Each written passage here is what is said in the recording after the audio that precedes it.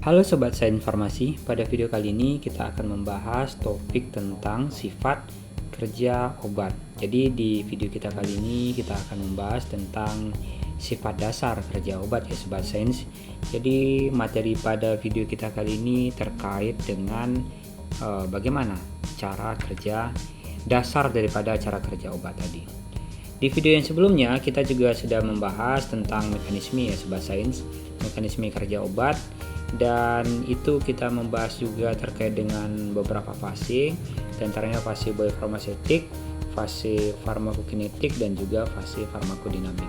Jadi dalam hal ini kita juga membahas ya Sobat Sains terkait ketiga fase ini. Jadi hubungan terkait dengan fase biofarmasetik ke farmakokinetik dan juga fase farmakokinetik ke hubungannya ke farmakodinamik. Dan di gambar ini juga sudah dibahas juga di video yang sebelumnya terkait dengan ADME. Nah, ADME diantaranya adalah absorpsi, distribusi, metabolisme, dan ekskresi. Dimana ini ceritanya tentang obat bebas tadi Sobat Sains. Jadi sebagian ada yang ke reseptor, sebagian di deposit jaringan, ada juga yang di metabolisme ya, ataupun di biotransformasi. Dan ada juga sebagian yang diekskresikan. Bagi kamu yang belum nonton videonya, silahkan cek aja video kita yang sebelumnya ya Sobat Sains. Berikutnya ini tentang agonis dan antagonis. Jadi efek obat tadi dibagi lagi menjadi beberapa bagian lagi ya Sobat Sains. Di slide ini kita hanya akan bahas tentang agonis dan antagonis. Dimana kalau yang agonis tadi, agonis adalah itu dimana sebuah obat tadi dia memiliki afinitas. Afinitas terhadap reseptor tertentu dan ia akan menyebabkan perubahan dalam reseptor tersebut yang akan menghasilkan efek. Efek yang dapat diamati. Berikutnya kalau yang antagonis adalah obat tadi menduduki reseptor yang sama. Jadi kuncinya adalah dia menduduki reseptor yang sama. Tetapi dia tidak mampu menimbulkan efek farmakologik ataupun efek yang secara farmakologis sehingga dia akan menghambat kerja suatu agonis ataupun suatu substrat, bisa obat, bisa yang lain-lain. Mungkin lebih jelasnya kita lihat saja gambar di samping ini ya Sobat Sains. Jadi gambar di sini sudah menjelaskan kalau kejadian yang sebelumnya ataupun before drug. Di sini natural stem ataupun substrat yang ada di bagian tubuh ataupun secara alamiah, siogianya pada bagian tubuh, itu substrat tadi akan berikatan dengan reseptor site. Reseptor site. Jadi pada substrat ini, dia akan menduduki reseptor site seperti gambar ini ya Sobat Sains. Jadi dia berikatan dengan reseptor tadi dan akan menimbulkan efek farmakodinamika. Dia akan menimbulkan efek secara farmakodinamik. Artinya dia menimbulkan efek secara farmakologi. Jadi dalam bagian ini dia menimbulkan efek tadi ya Sobat Sains. Berikutnya kalau yang untuk obat yang bersifat agonis, dia malah memicu ataupun malah tinggi ya Sobat ya. Karena dia memiliki afinitas terhadap reseptor tersebut. Contohnya ini adalah Sobat Sains. Jadi ini adalah obat yang bersifat agonis tadi. Dia berikatan dengan reseptor tadi ya Sobat Sains. Jadi keberadaan daripada natural stem tadi akan diperkuat lagi karena juga dibantu aktivitasnya oleh obat agonis tadi. Berikutnya kalau yang ketiga itu tentang antagonis, di mana ini obat tadi ya Sobat Sains ataupun substrat tadi dia tetap nempel di reseptor site, tetapi dia tidak menempel seluruhnya ataupun dia tidak berikatan seluruhnya, seutuhnya di sini, sehingga dia tidak menimbulkan efek farmakologis tadi. Dia diblok dia di sini. Dia diblok. Sementara kalau yang untuk agonis, dia tetap bisa menampilkan ataupun mempresentasikan ataupun mengekspresikan efek daripada farmakodinamika ataupun secara farmakodinamika. Bagi kamu yang masih bingung terkait bahasan ini, mungkin silahkan tanyakan aja di kolom komentar nantinya. Berikutnya ini kita ngebahas spesial terhadap khusus ya Sobat Sains terhadap agonis tadi, dimana agonis tadi dibagi menjadi beberapa bagian ya Sobat Sains. Oke, ini adalah gambarnya, menjadi beberapa bagian, tepatnya itu memiliki 1, 2, 3, dan 4 bagian, dimana bagian yang pertama adalah agonis lebih lanjut mencirikan sebagai agonis full ataupun full agonis. Dia akan menghasilkan respons yang maksimal. Jadi kata kunci adalah tentang respons maksimal dengan menempati seluruh ataupun sebagian kecil reseptor tadi.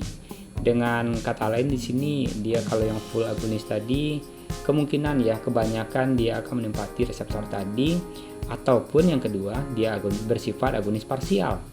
Dia akan menghasilkan kurang daripada respons maksimal dan bahkan ketika obat tersebut menempati seluruh reseptor. Oke, ini pembagiannya Sobat Sains. Ini adalah tentang full agonis dan ini tentang agonis parsial.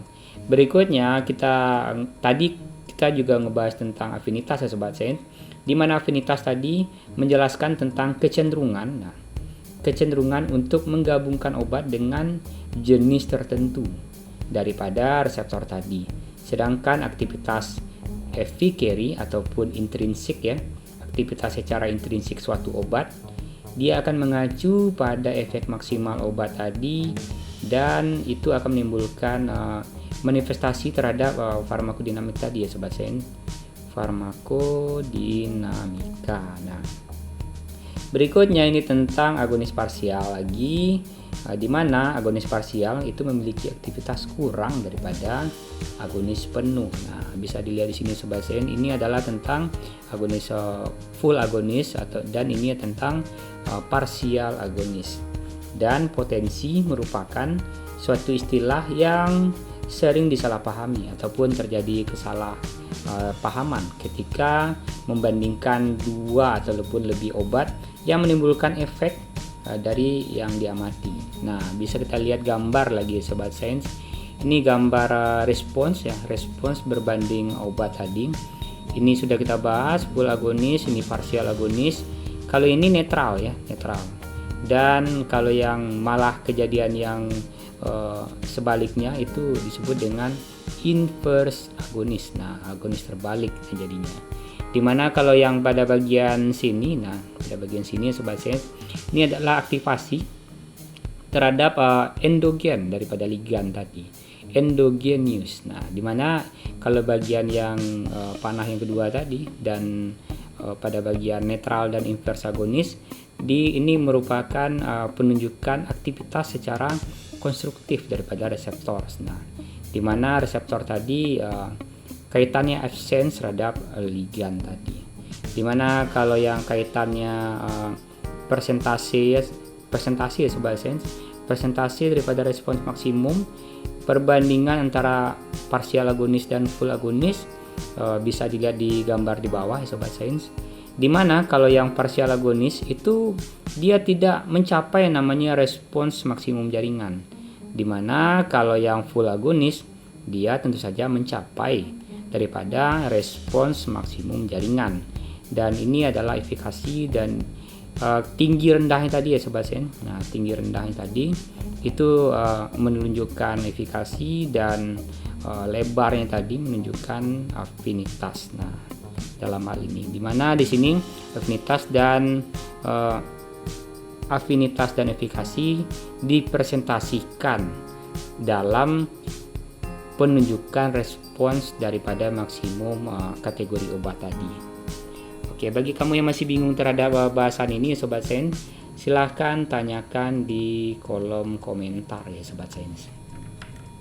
Berikutnya ini terkait dengan antagonis. Nah, antagonis tadi berbeda dengan agonis tadi ya Sobat Sains.